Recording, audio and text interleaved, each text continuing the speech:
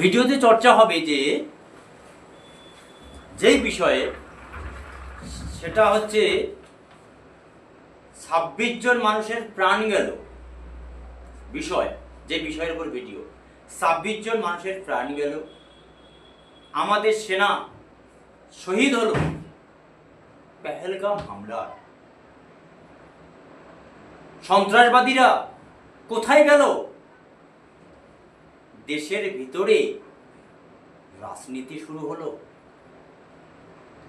একদিকে ভারতীয় জনতা পার্টি, আরেকদিকে কংগ্রেস।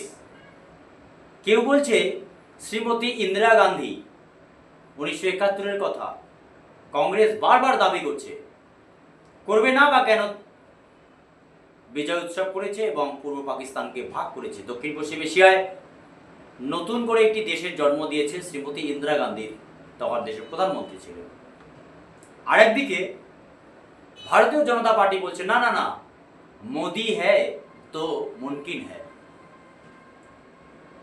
আজকে কথা হবে যে আমি চর্চা করছি সবার উপরে ভারতীয় সেনা,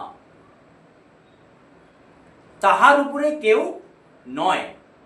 মানে বর্তমান পরিস্থিতি হোক, 71 হোক, আপনার 65 হোক, 99 হোক, কার্গিল এবং 25 হোক, সে কখন কোথায় ক্ষমতায় ছিল, তার থেকেও বড় ব্যাপার হচ্ছে দর্শক, ভারতীয় সেনা। নেতারা ক্ষমতা চাইছে, সেনা দেশকে রক্ষা করতে চাইছে। আমাদের এই বিষয়টা মাথায় রাখতেই হবে। নেতারা ক্ষমতা চাইছে আর সেনা দেশকে রক্ষা করছে। সেই সেনাবাহিনীকে নিয়ে কেন কংগ্রেস, কেন বিজেপি নিজেদের মধ্যে দড়ি টানাটানি, রাজনৈতিক ফায়দা কে বেশি নিতে পারে? সিঁদুর এত বড় একটি অপারেশন ছিল, ভারতীয় সেনা বিরাট একটা জায়গা তৈরি করে ফেলেছিল। সেই যুদ্ধ কেন বন্ধ করল দেশের প্রধানমন্ত্রী নরেন্দ্র মোদী এবং তার আগে আমেরিকার প্রেসিডেন্ট এবং আমেরিকান ভাইস প্রেসিডেন্ট? তারপরে ভারত এবং পাকিস্তানের মধ্যে যুদ্ধ সিজফেয়ার বন্ধ হয়ে যাবে, এটি নিয়ে কংগ্রেস যখন প্রশ্ন করছে, তখন বিজেপি বলছে মোদি হ্যায় তো মুমকিন হ্যায়। তবে একটা বিষয় পরিষ্কার রাখতেই হবে, তাহলে কি তুলনা করার সময় এসেছে নরেন্দ্র মোদী এবং সেই দেশের তৎকালীন প্রধানমন্ত্রী শ্রীমতী ইন্দিরা গান্ধী? তাহলে দেরি না করে সেদিকেই নয় একটু যাওয়া যাক। ইন্দিরা গান্ধী কেন আলাদা? 1971-এ 93,000 পাকিস্তানি সেনা সারেন্ডার করিয়েছে। ভারতীয় সেনা বিরাট একটি বীর যোদ্ধারা, ভারতীয় বীর যোদ্ধারা 1971, তার আগে 65-তে আব্দুল হামিদ চলে গেছিল পাকিস্তানের করাচি পর্যন্ত। পরবর্তীতে 71-এ পাকিস্তানকে ভাগ করেছে প্রধানমন্ত্রী শ্রীমতী ইন্দিরা গান্ধী। তাই কংগ্রেস মনে করছে যে ইন্দিরা গান্ধী হ্যায় তো মুমকিন হ্যায়, মোদি হ্যায় তো মজবুরি হ্যায়। এটা কংগ্রেসের বক্তব্য, বিরোধী দল বর্তমান ভারতবর্ষে, তার শ্রীমতী ইন্দিরা গান্ধীর নাতি। আরেকদিকে যখন কংগ্রেস প্রশ্ন করছে, যখন কংগ্রেস 93,000 পাকিস্তানি সেনাকে সারেন্ডার করতে পারে এবং আলাদা বাংলাদেশ রাষ্ট্র তৈরি করতে পারে ভারতীয় সেনা, 1971 16 ডিসেম্বর বিজয় উৎসব হয়, তাহলে দেশের প্রধানমন্ত্রী নরেন্দ্র মোদী কেন 10,000 পাকিস্তানি সেনাকে সারেন্ডার করাতে পারেন না? এবং পাক অধিকৃত কাশ্মীর কেন এখনো নেওয়া হয়নি, প্রশ্ন করছে কংগ্রেস।